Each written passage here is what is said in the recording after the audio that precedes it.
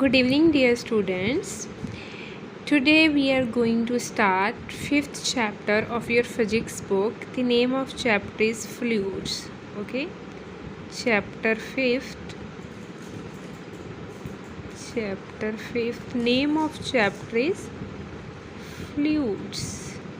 Right? This is very important chapter. Firstly, you should know what are the fluids.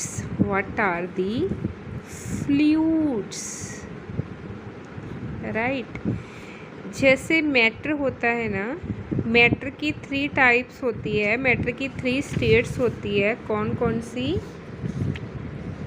कौन सी states होती है matter की? Solid, liquid और gases. Right, जो liquid और गैसेस है उनको कलेक्टिवली बोलते हैं फ्लूइड्स। बोलने का मतलब क्या होता है कि लिक्विड भी हो सकता है और गैस भी हो सकता है। इनको कलेक्टिवली हम फ्लूइड्स बोलते हैं। Clear about fluids? लिक्विड्स और gases are collectively known as fluids. For example, water is fluid, hydrogen is also example of fluid, oil is fluid, petroleum is fuel, oxygen is also example of fluid. Clear about fluid? Very good. Now moves to the first topic. The first topic of this chapter is pressure and thrust. You should know about pressure and thrust. Firstly we will discuss thrust का क्या मतलब होता है। Right, जो fluids होते हैं ना बच्चे, जो फ्लूइड्स होते हैं, फ्लूइड्स क्या है? लिक्विड्स और गैसेस। वो पता क्या करते हैं? किसी भी चीज़ पे फोर्स लगाते हैं, किसी भी चीज़ पे फोर्स एक्सर्ट करते हैं।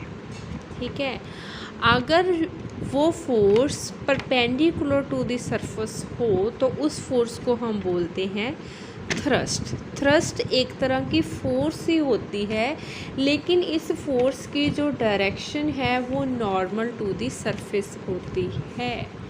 राइट, जैसे आपने पढ़ा था ना कि भाई फोर्स जो है वो क्या है? एक वेक्टर क्वांटिटी है। अगर फोर्स वेक्टर क्वांटिटी है तो वेक्टर क्वांटिटी क्या था? Vector quantity is that physical quantity which have both magnitude as well as a direction. कि अगर फोर्स वेक्टर क्वांटिटी है तो बोलने का मतलब क्या है कि फोर्स की एक डायरेक्शन होती है, फोर्स किसी भी डायरेक्शन में लग सकती है, लेकिन अगर वो force perpendicular to the surface लग रही है, जिसको हम नॉर्मल भी बोल सकते हैं, नॉर्मल डायरेक्शन में लग रही है, तो उस फोर्स को एक स्पेसिफिक एक पर्टिकुलर नेम दिया हुआ है। क्या बोलते हैं उस फोर्स को? थ्रस्ट बोलते हैं। थ्रस्ट क्या है? Force acting normal to the surface. Clear about thrust? Thrust it is the force, it is the force acting normal to the surface. Right, अब बात आती है इसकी यूनिट्स की, और क्वेश्चन भी राइज होता है कि whether thrust is a scalar और vector quantity. Very straightforward answer is there. We have recently said that thrust is also force, and since force is vector quantity, then obviously thrust will also be vector quantity. ठीक है, thrust क्या है? vector quantity है। it is the vector quantity.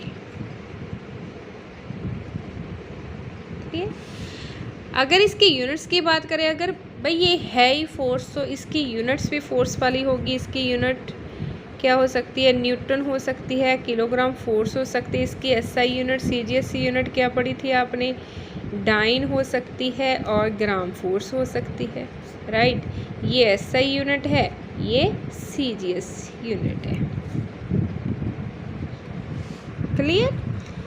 Clear about thrust? Now moves to the next sub topic, that is pressure. Pressure is another physical quantity.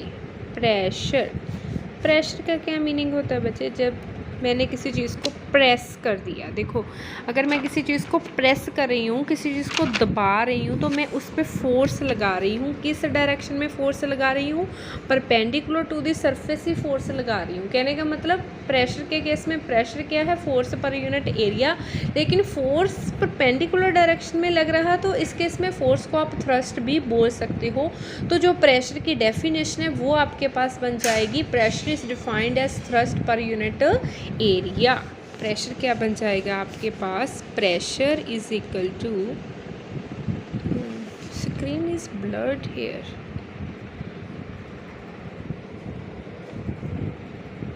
या pressure is equal to thrust per unit area, right. Now question is whether pressure is a scalar or vector. Since thrust is force and force is the vector quantity, thrust is vector quantity, so pressure is also vector quantity. Pressure क्या है? Vector quantity है. Pressure is vector quantity. Clear? अब बात आती है इसकी units की। अगर मैं इसकी यूनिट्स की बात करूँ ना, इसकी यूनिट्स की बात करूँ तो देखो जो थ्रस्ट है इसकी यूनिट क्या होती है? SI Newton. एरिया की यूनिट मीटर स्क्वायर।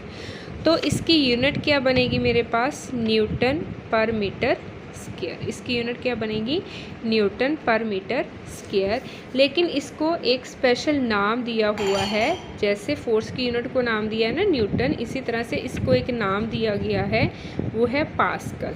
जैसे न्यूटन को आप कैपिटल एन के साथ लिखते हो, तो पास्कल को आपने पी के साथ लिखना है। Pascal is the SI unit for pressure and it is denoted by P, right. Clear about pressure, thrust and fluids? Clear? For today you have to revise all these three topics and try to solve the questions related to these three topics. Okay, thank you, have a nice day.